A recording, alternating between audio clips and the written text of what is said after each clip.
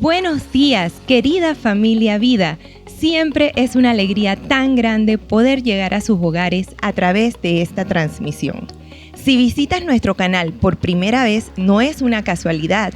Dios quiere hablarte, así que mantente conectado. Hoy Dios tiene un mensaje especial para cada uno de nosotros. Por eso les invito a abrir sus corazones y recibir con alegría la palabra de Dios. No olvides seguirnos en nuestras redes sociales para que no te pierdas ningún evento. Y recuerda, esto es vida.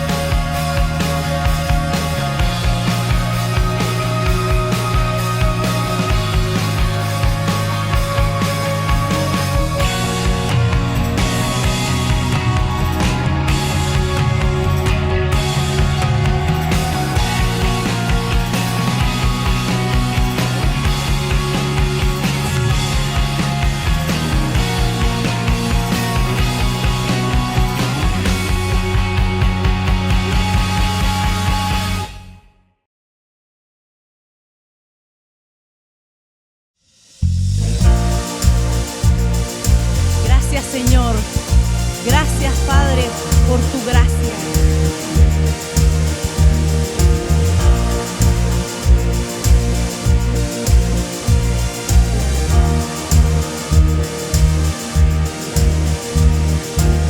Quien rompe el poder del pecado, su amor es fuerte y poderoso, el Rey de gloria, el Rey de majestad.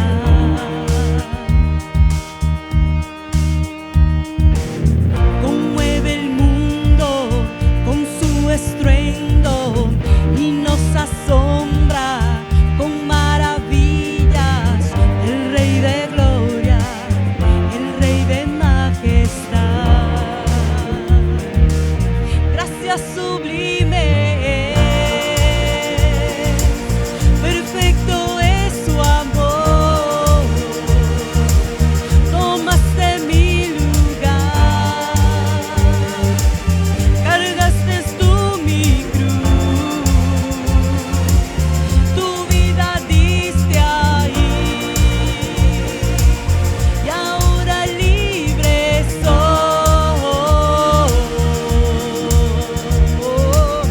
Jesús, te adoro por lo que hiciste en mí.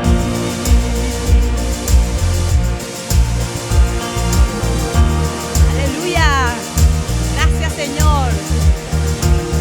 Pusiste en orden todo el caos, nos adoptaste como tus hijos, el Rey de gloria, el Rey de majestad, el que gobierna con su justicia y resplandece con su belleza, el Rey de gloria, el Rey de majestad. Gracias sublime, perfecto es tu amor. Tomaste mi lugar, cargaste tú mi cruz, tu vista diste allí, tu vida diste ahí, Señor. Sí, soy Jesús, te adoro por lo que hiciste en mí. Digno es el Cordero de Dios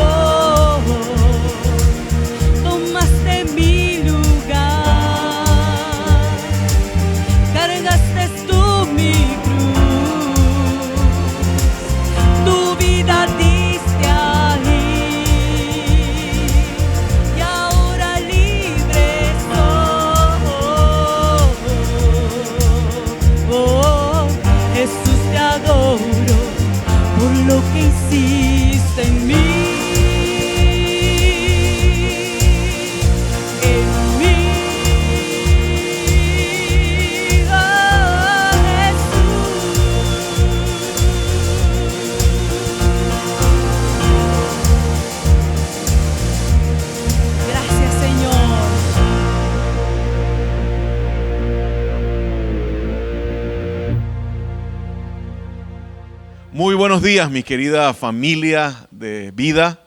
Como les digo todo el tiempo, me es una gran alegría poder compartir con ustedes una vez más.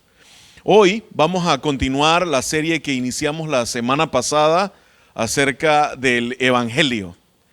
Y uno de los lugares en la Biblia donde nosotros podemos encontrar una definición bastante completa del Evangelio está en el libro de Romanos, especialmente en los primeros 3-4 capítulos. De hecho, Lutero le llamó el Evangelio más puro, refiriéndose al contenido del Evangelio que tenemos en Romanos. Y bueno, ¿por qué esta serie? Usted me ha escuchado una cantidad, si usted es parte de esta iglesia, me ha escuchado múltiples veces decir que vida existe para que aquellos que están lejos se acerquen a Dios y aquellos que estamos cerca nos parezcamos cada día más a Él. Usted me ha escuchado bastante y espero que de haberlo escuchado tanto se lo haya aprendido. Ahora bien, yo creo que si nosotros tenemos una versión incompleta o una versión deformada del Evangelio, esa misión que claro he tratado de comunicar va a ser difícil o imposible realmente de alcanzar. Y como pastor estoy muy preocupado por la comprensión que usted y yo, que tú y yo tenemos acerca del Evangelio. La semana pasada vimos la forma, el contenido y el poder del Evangelio. Y la base del texto, la base o el texto bíblico que usamos fue Romanos capítulo 1, versos 16 y 17. Solamente quiero leerlo nuevamente porque nos va a servir para como base aún de lo que vamos a hablar hoy. Y dice Romanos 1, 16, 17, usted puede leerlo en la pantalla también conmigo. A la verdad, no me avergüenzo del Evangelio, pues es poder de Dios para la salvación de todos los que creen, de los judíos primeramente, pero también de los gentiles. De hecho, en el Evangelio, verso 17, se revela la justicia que proviene de Dios, la cual es por fe, de principio a fin, tal como está escrito, el justo vivirá por la fe. Y vimos la semana pasada que la definición de evangelio es vimos el evangelio como la revelación de la justicia de Dios, esa justicia que viene del cielo, dice el verso que proviene de Dios, dice, es una justicia que solamente se puede experimentar por medio de la fe. La semana pasada hablamos de la forma, del contenido y del poder y decíamos que la forma del Evangelio es que es una buena noticia. No es una serie de normas, de reglas, de leyes, de cómo debemos comportarnos o qué debemos dejar de hacer o qué debemos comenzar a hacer que requieren autodisciplina y esfuerzo moral. No se trata de el Evangelio no se trata de lo que tú eres, ni de lo que has hecho, ni de lo que tienes que hacer, sino se trata de quién es Él y de lo que Él hizo. En eso consiste la forma del Evangelio. Es una buena noticia, no una serie de recomendaciones o de reglas. Cuando hablamos del contenido del Evangelio, hablamos de que es mucho más que perdón. Lo dijimos, el perdón lo alcanzamos por medio de lo que Cristo hizo, pero ese no es el fin, eso es algo que nos ayuda a alcanzar el fin. ¿Y cuál es ese fin? Es reconciliación, es ser aceptados, es ser amados, es el restablecimiento de nuestra relación con Dios por medio de Cristo. Ahora somos sus hijos. El apóstol Juan dijo que a los suyos vino y a los suyos, dice, no le recibieron, pero los que le recibieron, los que creen en su nombre, les dio potestad de ser hechos hijos de Dios. Y usted debe saberlo, pero el verso de donde viene el nombre de nuestra iglesia, en primera de Juan 5, 11 y 12, ese es el verso que hemos repetido muchas veces también, dice, y este es el testimonio, hablando del Evangelio, que Dios nos ha dado vida eterna. Juan, esta es la versión de Juan del Evangelio. Que Dios nos ha dado vida eterna y esa vida está en su Hijo. El que tiene el Hijo tiene la vida. El que no tiene el Hijo no tiene la vida. Y por último vimos el poder del Evangelio. El Evangelio es poder de Dios. Me encanta porque no dice trae el poder de Dios o contiene el poder de Dios. Es el poder de Dios. Él, Dios, es capaz de hacer todo lo que dice que puede hacer el Evangelio. El Evangelio realmente transforma, reconcilia, nos hace justos ante Dios. Y el poder del Espíritu Santo que está en todo aquel que recibe el Evangelio habilita a que eso sea una realidad. Él nos regenera, nos salva, nos nos justifica, nos santifica y nos va a glorificar. Podemos confiar en Él porque no seremos avergonzados. Es algo que podemos confiar. El Evangelio es poder de Dios. De eso hablábamos la semana pasada. Y les digo, yo he visto ese poder funcionando. Lo he visto en mí, un amargado regenerado, como lo he dicho tantas veces. Y cómo Dios cambió mi corazón y me puso un corazón humano, suave, normal otra vez. Y ya no hay eso. Vemos que el Evangelio hay poder, un poder para transformar, pero no solamente momentáneamente, sino para la eternidad. Ahora bien, quiero que entremos al tema de hoy, porque la pregunta que debe haber en la cabeza de algunos de nosotros es, si el Evangelio es todo eso, y que hemos visto es una buena noticia, la buena noticia de que no tenemos que hacer más que recibir lo que Él hizo por nosotros, de que su justicia se aplica a nosotros, de que aún estando nosotros, como dice Romanos en el capítulo 5, muertos en nuestros delitos y pecados, incapaces, enemigos de Dios, Él murió por nosotros. Eso es una tremenda y buena noticia. En 2 de Corintios nos dice, es borrón y cuenta nueva. ¿Qué notición es ese? La pregunta es, si es tan buena esa noticia, ¿por qué la gente no corre a recibir el Evangelio? ¿Usted se ha preguntado eso? Bueno, yo tengo varias ideas, pero no voy a hablar de mis ideas. Quiero que vayamos al texto. Porque Pablo nos va a ayudar a entender por qué la gente, a pesar de que el Evangelio es tan maravilloso, la gente no ha corrido a él. Ahora bien, hay un hombre llamado John Stott, fue un teólogo de inglés. Me encanta este hombre cómo escribe. Y él dijo lo siguiente, nada, déjeme por favor utilizar el pensamiento de Stott para que podamos comprender por qué Pablo ahora va a comenzar a hablar en el verso 18 de otro elemento que se revela también desde el cielo. Dice, nada aleja más a las personas de Cristo, dijo John Stott, que su incapacidad para ver su necesidad de Él o su falta de voluntad para admitirlo. ¿Saben? Esto fue lo que Jesús resaltó en una ocasión cuando Él estaba en la casa de Leví o Mateo, como nosotros lo conocemos en el Evangelio. El escritor del primer Evangelio, Mateo, su nombre hebreo es Leví. Y él era, antes de ser discípulo apóstol de Cristo, él era un recaudador de impuestos. Y dice la historia que él se encuentra con Jesús y se encuentra con la buena noticia. Y Jesús lo transforma, le da esa poderosa efecto que tiene el Evangelio. Cuando escuchas el Evangelio, Leví fue transformado. Y ese mismo día invitó a todos sus antiguos compañeros de trabajo a celebrar. Y Jesús estaba allí, comiendo con estos publicanos, que eran personas que no eran bien vistas en la sociedad. Sin embargo, y los religiosos le decían que eran pecadores. De hecho, ese era el estrato social, pecadores, para la mente de los fariseos. Y había estos fariseos criticando, y Jesús se voltea a ellos cuando escucha la crítica de ellos y les dice, al oír a esos fariseos, Jesús les contestó, no son los sanos los que necesitan médico, sino los enfermos. Y yo no he venido a llamar a justos, sino a pecadores.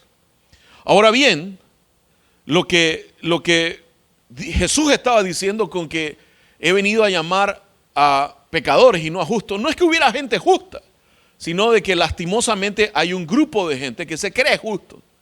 Pero la misma audiencia que tuvo el Señor Jesús con esos fariseos que no reconocían su condición o su necesidad, la misma audiencia la tuvo el apóstol Pablo. Y saben que no es muy diferente la audiencia que tenemos hoy en día. Así que no es muy diferente a esos fariseos ni a esa gente del primer siglo. Y el apóstol Pablo va a explicar la necesidad, en el texto de hoy, que vamos a verlo en el capítulo 1 también, pero ahora vamos a leer del 18 hasta el 32, el apóstol Pablo va a explicar la necesidad que hay de que todos, miren, hago esta énfasis, todos los seres humanos tenemos de la justicia de Dios. Y Él va a ayudarnos a entender esa necesidad, entendiendo o trayendo a la mesa otro concepto importantísimo que Él le llamó, o Él lo tituló la ira de Dios, en los versos del 18 al 25. Y de eso vamos a leer. Quiero invitarte que vayas y abras tu Biblia y vamos a leer Romanos capítulo 1, verso 18.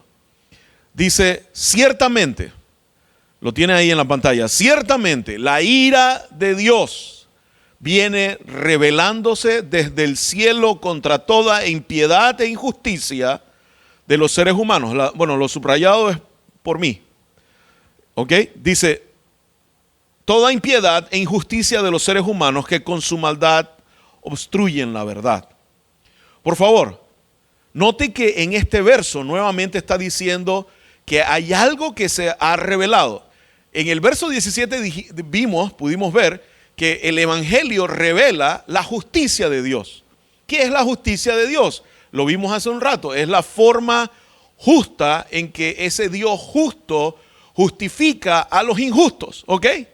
Es un trabalengua, pero lo que está tratando de decir es, Dios nos viste de la justicia de Cristo, de tal manera que nosotros, que somos injustos, somos percibidos o recibidos ante Dios como justos. Ahora bien, dice, se revela eso en el evangelio, pero en el verso 18 Pablo hace algo que es interesante. Junto a la revelación de la justicia de Dios, él añade otra revelación que es latente, que es importante que entendamos, y es la ira de Dios. Ahora bien, yo quiero invertir un poco el tiempo pensando en este concepto de la ira de Dios, y vamos a resolver tres preguntas. La primera es, ¿qué es la ira de Dios? La segunda pregunta que quiero resolver con ustedes es, ¿ante qué o contra quién esa ira se revela? Y por último veremos en qué consiste o básicamente cómo se revela esa ira de Dios. Así que la primera pregunta que quiero que veamos es, ¿qué es la ira de Dios? Ahora bien, esta es una idea difícil de procesar, especialmente en el mundo en donde nosotros vivimos. Bueno, para Pablo también. En el tiempo de Pablo, de hecho, la filosofía griega decía que la ira era una emoción que en el humano había que reprimirla. Ahora, ¿cuánto más los dioses que son seres superiores a los humanos? Así que para un griego y un romano que estaba influenciado por el pensamiento griego, no era fácil entender el concepto de ira. Ahora bien, nosotros hoy en día, en el siglo XXI, no estamos tan influenciados con el concepto romano o griego de la ira, pero sí hay una idea que es latente y está allí constante en la mente de la gente y hace difícil procesar un texto como el que vamos a ver hoy. Porque la gente se pregunta, ¿cómo un Dios amoroso como el que nos presenta la Biblia muestra ira? Muestra ese deseo de castigar a otros. Parecen dos ideas irreconciliables, contradictorias, una paradoja. Pero hay dos cosas importantes que yo quiero que veamos acerca de la ira de Dios, que es importante que tú y yo la podamos entender. Número uno, la ira de Dios es diferente al enojo, a la ira humana. Dios y nosotros, los seres humanos, somos seres diferentes. Tenemos cosas de Dios, nos parecemos a Él en algunas cosas, pero no somos Dios definitivamente. Y por lo tanto, la forma en que Dios expresa la ira, la forma o la ira de Dios, esa cualidad de su carácter, no es la forma ni define nuestra expresión de ira. La realidad es que no significa que Dios pierda la calma o se llene de cólera o incluso en una forma malévola quiera expresar venganza o rencor, que eso es lo que describe a los seres humanos. Así que cuando tú y yo pensamos en ira, pensamos en función a cómo nosotros transmitimos nuestra ira, cómo lidiamos con nuestra ira, cuáles son los sentimientos detrás de la ira, y definitivamente son sentimientos equivocados, pero ese no es el caso de Dios. Dios no se está moviendo por venganza, ni por rencor, ni por una actitud o una forma malévola contra el hombre. Dios no ha perdido la calma cuando está mostrando su ira. La segunda cosa que quiero hablarte con respecto a qué es la ira, estamos solamente en el verso 18 cuando dice que ciertamente la ira de Dios viene revelándose. Lo segundo que quiero hablarte acerca de la ira es que en la cabeza de muchos de nosotros hay un concepto equivocado de que lo opuesto a ira es amor. Y eso no es así. Y especialmente con Dios. Lo opuesto a la ira es realmente la indiferencia.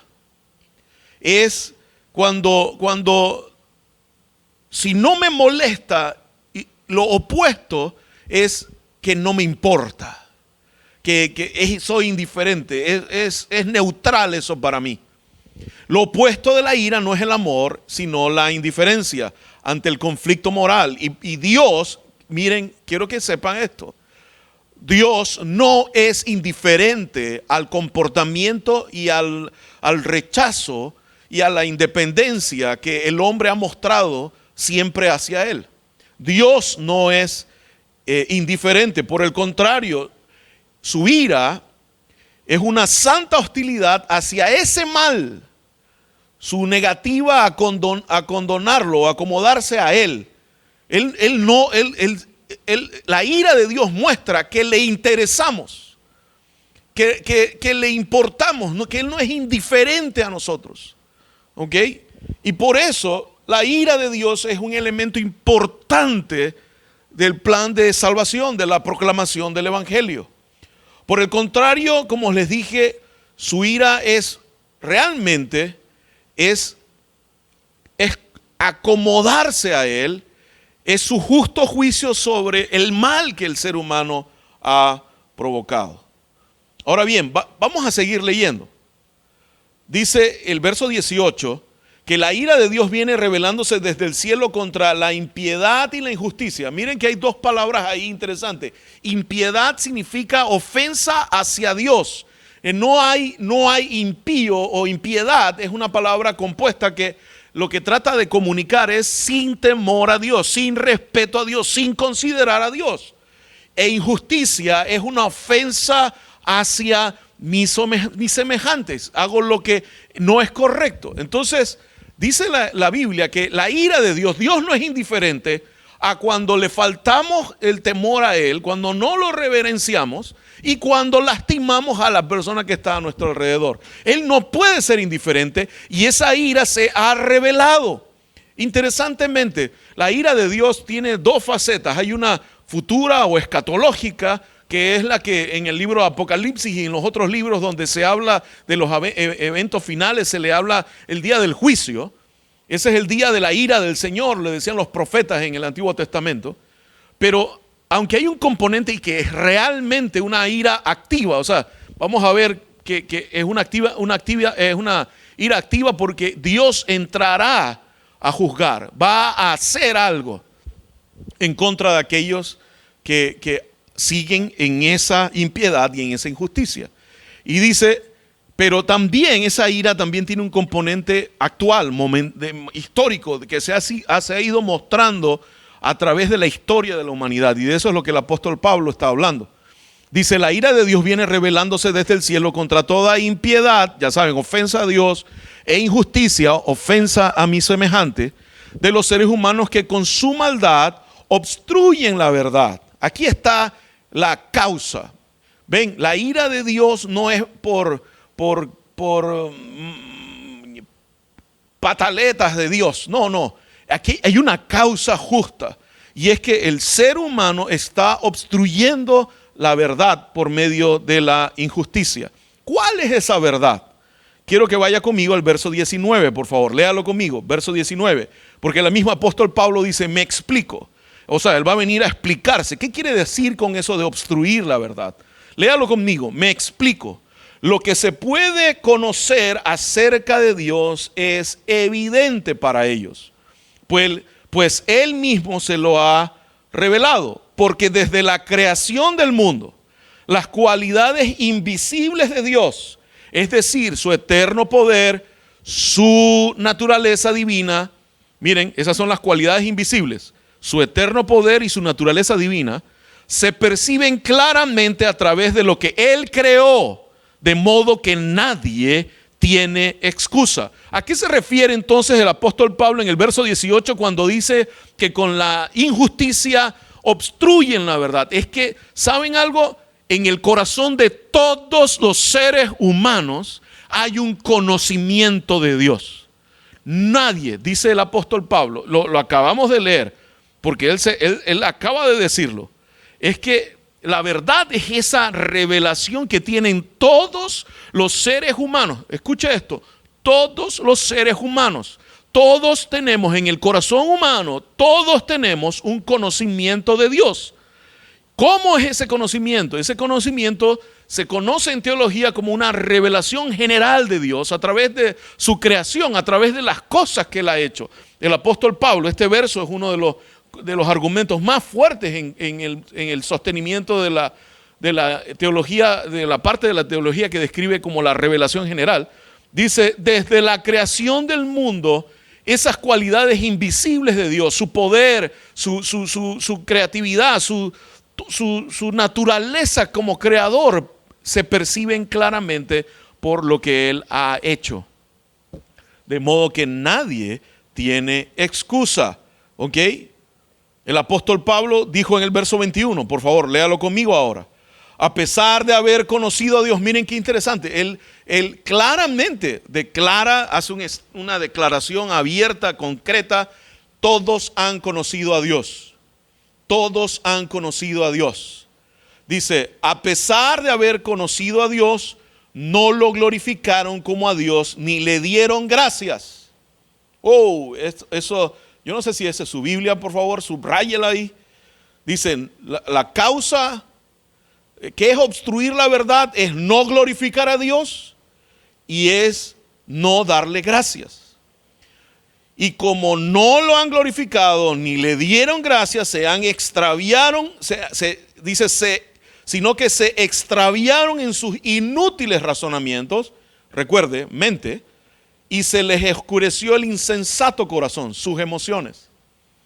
Vemos cómo cuando obstruimos la verdad, que es parte, esa parte de nosotros que conoce a Dios, que no puede negar a Dios.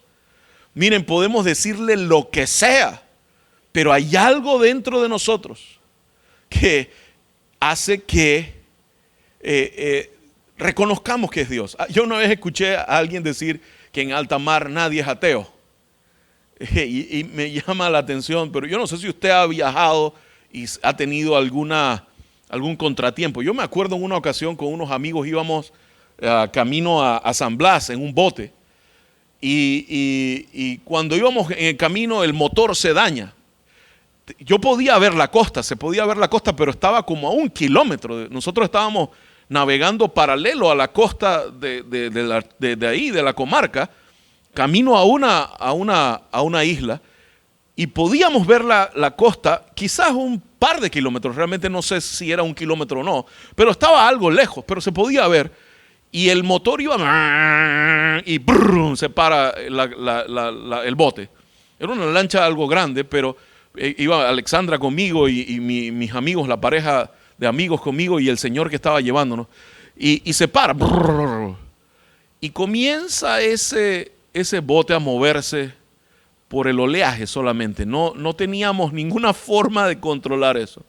A los 15 minutos ya yo me estaba mareando, Alexandra y todos estábamos mirando a ver qué iba a pasar, y le voy a decir algo, es una sensación de impotencia en un momento así. Yo no sé si a usted le ha pasado algo así en alta mar, pero miren, y no había lluvia, no era tormenta, no había nada, solamente el motor apagado y un oleaje regular. Ahora imagínense cuando hay una olas de no sé cuántos metros de altura, 10, 20 metros de altura, o el viento, el huracanado, de lluvia huracanada. Eso debe ser espantoso. Y alguien decía, no hay ateos en el mar, en alta mar.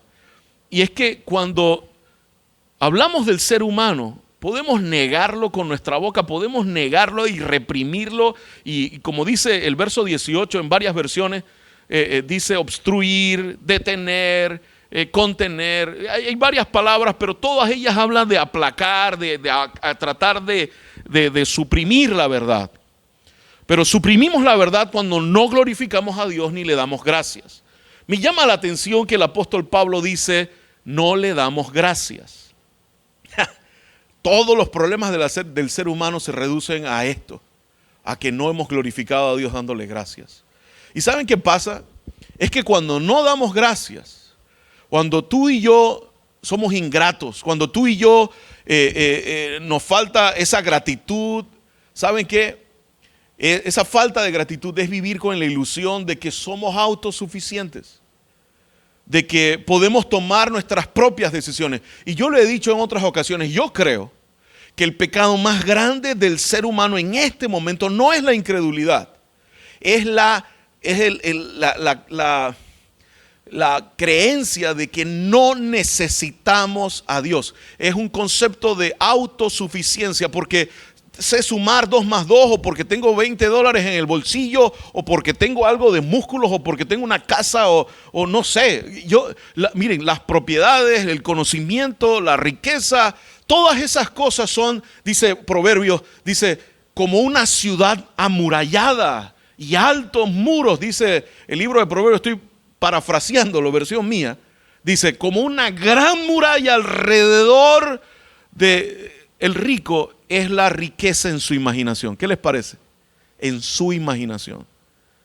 Es que todo eso nos crea la sensación de que somos autosuficientes. Ahí está la ingratitud, nos lleva a la autosuficiencia, a creer que no dependemos, que dependemos de Dios, que podemos tomar las decisiones, que decidimos. ¿Saben qué? ¿Qué es la verdad? La verdad es lo que está bien para mí. ¿Qué no es la verdad? Es lo que está mal para mí. Cuando un hombre o una mujer establece él como el estándar de qué es bueno y qué es malo, de qué es verdad y qué es mentira, de cómo decidimos y cómo tenemos que vivir, estamos viviendo una vida autosuficiente y por lo tanto no estamos glorificando a Dios. Odiamos la idea de ser total y completamente dependientes de Dios. Llámele como tú quieras. Pero todos y cada uno de los seres humanos tenemos esa dicotomía, esas dos partes dentro de nosotros. Entendemos y no podemos negar que hay un Dios.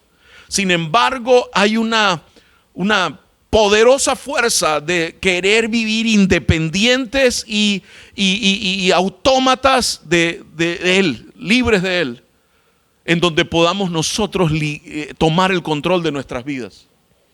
Yo se los he dicho otras veces, si tú le preguntas a 100 personas de aquí, yo estoy ahora mismo en la iglesia, si yo camino de aquí hasta El Dorado y le pregunto a todas las personas que me encuentre, ¿quién manda en tu vida? Casi todos van a decir, yo mando en mi vida.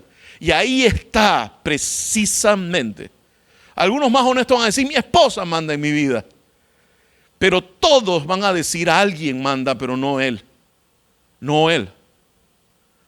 Y aquí está el error. Porque si somos agradecidos con Dios, perderíamos el control. Entonces estaríamos obligados, si somos agradecidos, estaríamos obligados a vivir dándole gracias. Estaríamos obligados a vivir de la manera que Él quiere y no como nosotros queremos. Y eso no nos gusta y por lo tanto odiamos eso. Por lo tanto, se nos dice que debido a que el pecado está en el corazón, nos hace desear desesperadamente mantener el control de nuestras vidas. No podemos reconocer la magnitud, la grandeza, el tamaño. No podemos reconocer cuánto le debemos a Dios, cuán dependientes somos de Él, cuán responsables somos ante Él, cuánto deberíamos vivir agradecidos con Él, porque si hacemos eso, perdemos el control. Esa es la realidad del ser humano. Hay algunos de ustedes que me están diciendo, ¿y qué tiene de malo ser el jefe de tu vida?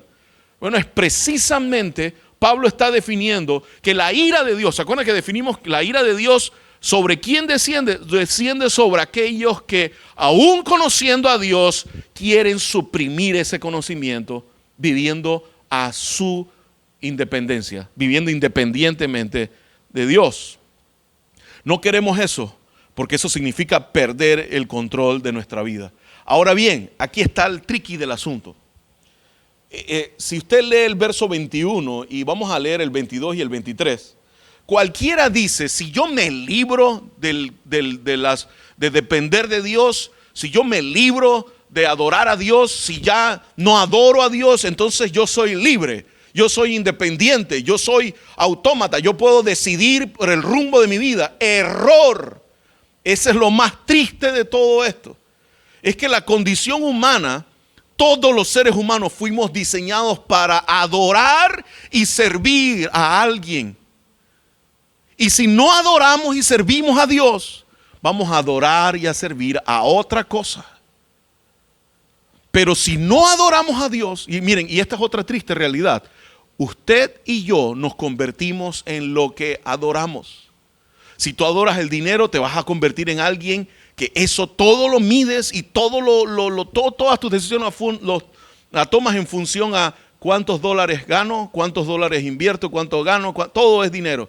Si tú adoras y sirves el placer, todo lo vas a medir en cuánto placer me va a dar eso. No quiero ayudar a nadie, yo lo que quiero es ver cuánto me va a retornar en placer. Si es poder, es la misma cosa. Sea lo que sea, adorar y servir. Todos los seres humanos fuimos diseñados para adorar y servir. Si no es a Dios, estamos adorando y sirviendo a otra cosa. Miren que la pregunta es si adoramos o no. No. La pregunta es, ¿adoras a Dios o adoras a qué? Y mientras más rápido tú descubras en qué estás adorando, más rápido vas a encontrar una solución. En el verso 21 dice, a pesar de haber conocido a Dios, no le glorificaron como a Dios ni le dieron gracias, sino que se extraviaron en sus inútiles razonamientos y se les oscureció su insensato corazón. Versos 22 y 23. Aunque afirmaban ser sabios, se volvieron necios y cambiaron la gloria del Dios inmortal por imágenes que eran réplicas del hombre mortal y de las aves, de los cuadrúpedos y de los reptiles. Miren que el apóstol Pablo lo que está diciendo es, si no adoras a Dios, si no le agradeces a Él, vas a adorar y vas a agradecerle a otra cosa. Eso es un hecho. Y precisamente es la esencia de lo que hoy yo quiero decirte. Examina tu vida. ¿Estás reprimiendo esa verdad? ¿Estás reprimiendo ese deseo de adorar y servir al Señor? La realidad es que todos los seres humanos lo hemos hecho y lo estamos haciendo en algún grado. La tercera pregunta, y con esto vamos aterrizando, ¿cómo se revela esa ira? ¿Cómo se revela la ira de Dios? Ya vimos, la ira de Dios es su justa y correcta forma de mostrar interés en el ser humano. Porque lo opuesto a la ira es desinterés. Es simplemente no me interesa. Pero a Él le interesa. Así que Él quiere hacer algo con respecto a esto. ¿Sobre quién? Sobre todos los seres humanos que se ha revelado, que son todos los seres humanos, pero que no han sido agradecidos y no le han adorado. Y muy por el contrario, están adorando a otras cosas. Ahora bien, ¿cómo se revela la ira de Dios? Bien, yo escuché en una ocasión a alguien preguntar, ¿por qué un Dios bueno permite que sucedan cosas malas? Esa es una pregunta muy recurrente en medio de la gente. Y yo quiero que usted vaya en algún momento, busque en un diccionario la definición de oscuridad. Vaya y busque en algún diccionario. No en este momento, pero sí busque después con calma la definición de oscuridad. No importa el diccionario que usted encuentre, pero va a encontrar esta esencia de la definición. Ausencia de luz. ¿Ok? La oscuridad es ausencia de luz. Miren qué interesante. La oscuridad por sí misma no es creada, sino que se da cuando la luz se retira. Bueno, de igual manera, la maldad en este mundo. Escuchaba, esta semana de verdad me alegré cuando escuché el veredicto que le hicieron al policía que asesinó a este Floyd el año pasado. Un hombre que en el video se le ve la maldad en los ojos, de cómo por 9 minutos su rodilla estuvo en el cuello de este pobre hombre. Y cómo lo asesinó, básicamente lo asesinó frente a la cámara de tantos que estaban transeúntes por allí. Y gente diciéndole, eso es maldad. La pregunta es, ¿dónde está Dios en eso? Es precisamente, Dios no está allí. Por eso es que eso sucede.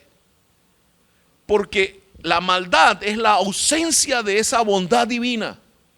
Miren, ¿cómo se revela la ira de Dios? Facilito. El apóstol Pablo lo define rápidamente. Vaya al verso 24. Por eso Dios los entregó a los malos deseos de sus corazones. ¿Qué hizo Dios? ¿Cómo Dios sirve su ira? Él simplemente dice, si tú quieres vivir independientemente de mí, si tú quieres vivir como si yo no existiera, si tú no quieres darme gloria ni gracia, entonces te voy a conceder los deseos de tu corazón. ¿Y cuáles eran los deseos del corazón? Ahí es donde empieza el problema. Dios los entregó a sus malos deseos de sus corazones, que conducen a la impureza sexual, de modo que se degradaron sus cuerpos los unos con los otros. Y ahora yo quiero leer varios versos. Vamos a leer del 25 al 32 y veamos las consecuencias de ese Dios decir, bueno, si tú me quitas de aquí, esto es lo que va a sucederte, ¿ok? Miren, en el 2001, ¿se acuerdan con el 9/11, el asunto de las Torres Gemelas en Nueva York? Estados Unidos y el mundo entero quedó impactado por ese atentado. Después de todo se habla antes y después del 9/11, ¿verdad? Bueno, en las iglesias, las semanas siguientes y los meses siguientes, en las iglesias especialmente de Estados Unidos, comenzaron a llenarse más allá de lo que usualmente se llenaban. La gente tratando de encontrar una respuesta. ¿Por qué Dios permitió esto? ¿Por qué Dios permitió esto? Yo les puedo hablar porque aunque no estaba en Estados Unidos en ese tiempo, trabajé con un norteamericano por mucho tiempo en Nicaragua y él fue el que me comentó esto. Y él me dijo, Raúl, ¿sabes qué? La gente comenzó a ir a la iglesia buscando una respuesta de por qué Dios había permitido que la gran Estados Unidos, el país más no sé qué, como ellos le dicen, del mundo, haya experimentado tal atentado. Y el hermano David me cuenta que la respuesta que un tremendo pastor dio es, ¿por qué? Dice, y era algo como Dios contestándole al pueblo, es ¿por qué me preguntan dónde yo estaba cuando pasó esto? Si sistemáticamente, desde los años 60 especialmente, Estados Unidos ha estado sacando a Dios de todos los ámbitos de la sociedad, educación, religión, política, civil, privado, de todo están sacando a Dios. Y el predicador contestó a esto, ¿por qué me preguntan dónde estaba Dios si me han botado de sus vidas? Y es que es interesante, cuando suceden las cosas malas, miramos hacia arriba y preguntamos, ¿por qué lo permitiste? Pero lo que debiéramos estar es arrepentidos, reconociendo que porque nosotros lo hemos dejado afuera, es que están sucediendo las cosas que están sucediendo. Vamos a leer el verso 25. Espero no estar siendo demasiado conceptual, pero quiero aterrizar, porque ahora vamos a ver una lista de más o menos 23 cosas, que el apóstol Pablo describe como el suelo donde cae el ser humano cuando niega darle gloria a Dios y no darle gracias. ¿Ok? Dice, cambian la verdad de Dios por la mentira, adorando y sirviendo a los creadores, a los seres creados antes que al Creador, quien es bendito por siempre. Versículo 26, por tanto Dios los entregó a pasiones vergonzosas. Note otra vez, Dios los entrega en el verso 24, Dios los entregó a malos deseos. en el verso 26 a pasiones vergonzosas. Y vamos a leer en el 28, lo entregó a la depravación mental. Dice, y habla del lesbianismo y de la homosexualidad. Dice, las mujeres cambiaron las relaciones naturales por las que van en contra de la naturaleza. Los hombres dejaron las relaciones naturales con la mujer y se encendieron en pasiones lujuriosas los unos con los otros. Hombres con hombres cometieron actos indecentes y en sí mismos recibieron el castigo que merecía su perversión. Miren, yo no voy a hablar de este tema, conversamos sobre la homosexualidad hace unos meses atrás. Usted puede ir a la biblioteca de YouTube y puede escuchar mi razonamiento detrás de este texto bíblico. Pero lo que sí está hablando es que cuando un hombre y una mujer dejan de darle gloria a Dios y dejan de darle gracias, esta es una de las razones o de las formas en la cual caemos. Dice, además, como estimaron que no valía la pena tomar en cuenta el conocimiento de Dios. Esa es la realidad del ser humano. Gente que cree que no vale la pena tomar en cuenta a Dios. Él a su vez los entregó a la depravación mental. Otra vez, les cerró su capacidad real de pensar para que hicieran lo que no debían hacer. Se han llenado de toda clase de maldad, perversidad, avaricia, depravación. Están repletos de envidia, homicidios, disensiones, engaños, malicia. Son chismosos, calumniadores, enemigos de Dios, insolentes, soberbios y arrogantes. Se ingenian maldades, se rebelan contra sus padres. Son insensatos, desleales, insensibles, despiadados. Saben bien que según el justo decreto de Dios, quienes practican tales cosas merecen la muerte. Sin embargo, no solo siguen practicándola, sino que incluso aprueban a quienes la practican. Yo quiero terminar con esta idea. Aquí hay una lista, ya les dije, de 23 vicios. Indistintamente, ¿cuál es la tuya? Es la pregunta. No es si es o no hay algo allí. Es que todos hemos pecado. El apóstol Pablo lo que está haciendo en este texto al final, del 18 hasta el versículo 32, está diciendo todos nosotros conocemos a Dios y todos nosotros hemos reprimido ese conocimiento de Dios, adorando y sirviendo a otro antes que a Él. Y por eso hace que nuestra mente y nuestro corazón estén entenebrecidos. Necesitamos la buena noticia del Evangelio. Eso es lo que el apóstol Pablo está tratando y ahora en el capítulo 2 todavía profundiza más porque hay gente que cree que la religión resuelve este problema. Error. La religión no resuelve este problema y vamos a verlo la próxima semana. El fracaso de la religión. Eso es lo que vamos a ver en el capítulo 2, léalo después.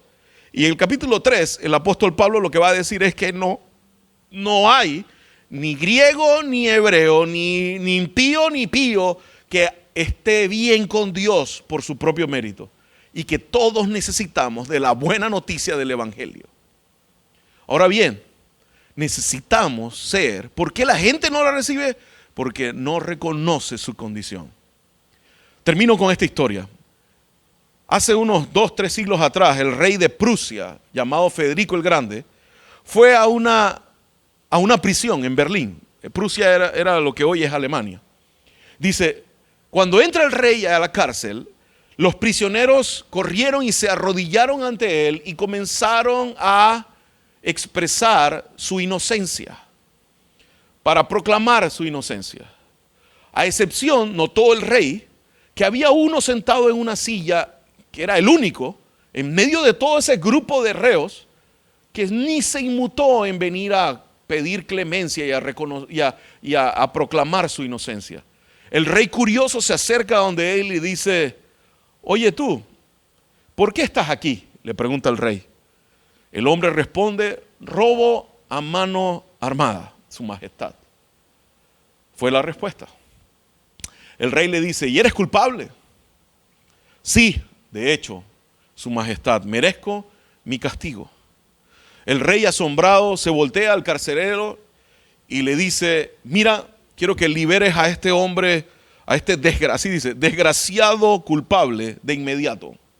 Porque no voy a permitir que lo mantengas en esta prisión donde corromperá a tantos inocentes que hay en este lugar. Al final es cuando reconocemos nuestra condición que encontramos la gracia y el favor de Dios. Y yo quiero, aunque este capítulo se llama La ira de Dios, es un título duro, no quiero terminar de dejar esta oportunidad de decirte que a pesar de que tú te puedas identificar con alguno de estas descripciones, como yo lo soy, yo nunca he sido, insolente, soberbio y arrogante también. Bueno, déjeme buscar algo que no haya sido. Pero puede ser que no haya sido uno u otro, pero soy uno de ellos. Y la buena noticia es que no importa. La ira de Dios es cierto que se ha manifestado y por eso nos hemos dado los golpes que nos hemos dado. Pero antes de la ira, el apóstol Pablo dijo, se manifestó la justicia. Y hoy yo quiero animarte a que, igual como ese prisionero en esa cárcel en Berlín hace un par de siglos, reconozcas tu condición. Porque si somos honestos y reconocemos nuestra condición, encontraremos el perdón que tanto tú y yo necesitamos. Cierra tus ojos y oramos. Padre Celestial, te doy gracias por tu palabra en esta mañana. Señor, gracias por tu fidelidad. Gracias por esa buena noticia que hoy tú nos has dado a todos los seres humanos, de que en ti hay perdón, pero para que podamos ser reconciliados. En ti hay borrón y cuenta nueva. En ti, Señor, hay una segunda oportunidad. A pesar de que estábamos muertos, como describe el apóstol Pablo, Señor, tú mostraste tu amor para con nosotros. Gracias te doy por cada uno de mis amigos que hoy escuchan este mensaje. Te ruego que tu Espíritu Santo hable y ministre a sus vidas. Y gracias por tu palabra. En el nombre de Cristo Jesús. Amén y amén.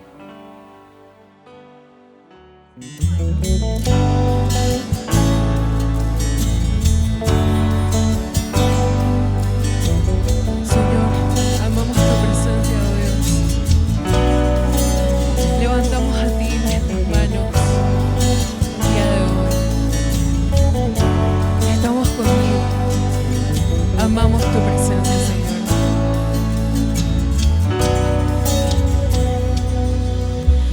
Quiero levantar a ti mis manos. Maravilloso Jesús, milagroso Señor. Tienes el lugar de tu presencia y es descender tu poder a los que estamos aquí. Creo en ti, Jesús, y en lo que harás en mí. Creo en ti, Jesús, y en lo que harás en mí, en mí, en mí.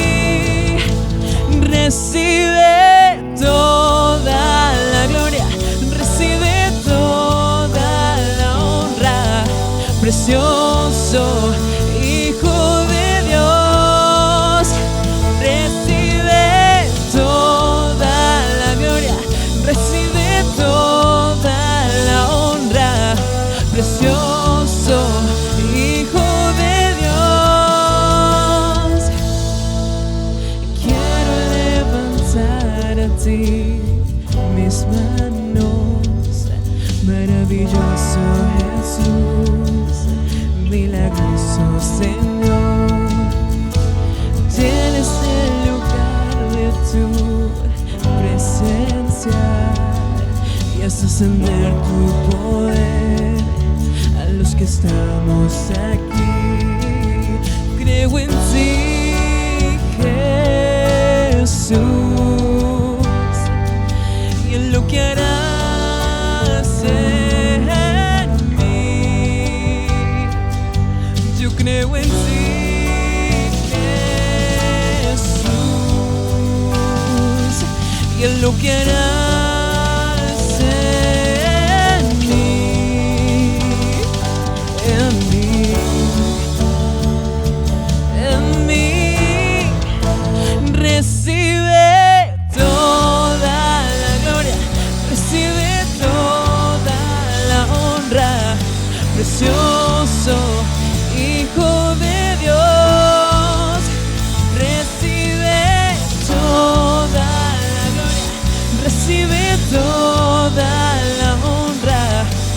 precioso Hijo de Dios.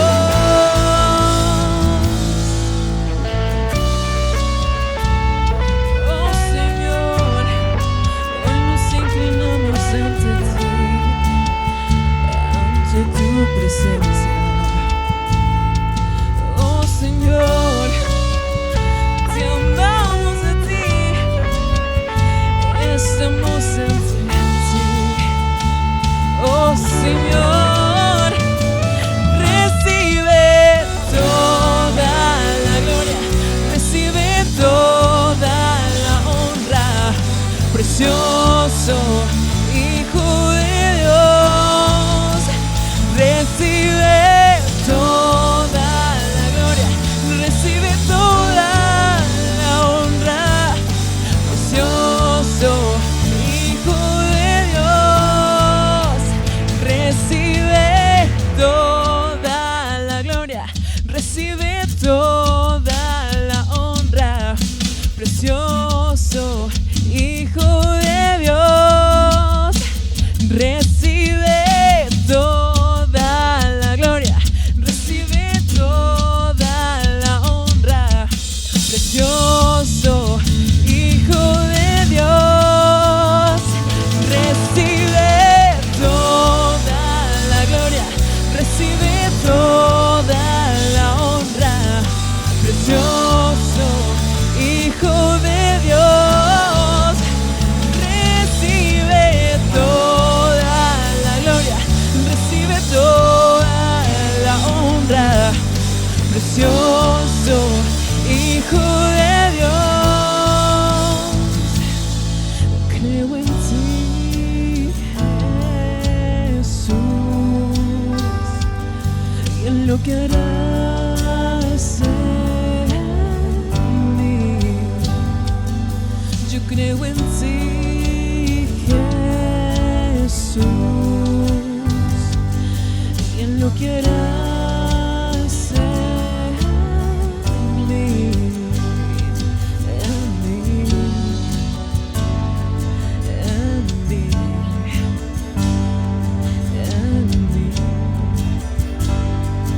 en mí. Te alabamos, Señor. Te adoramos, Señor. Creemos en ti, Señor. Creo en ti, Señor.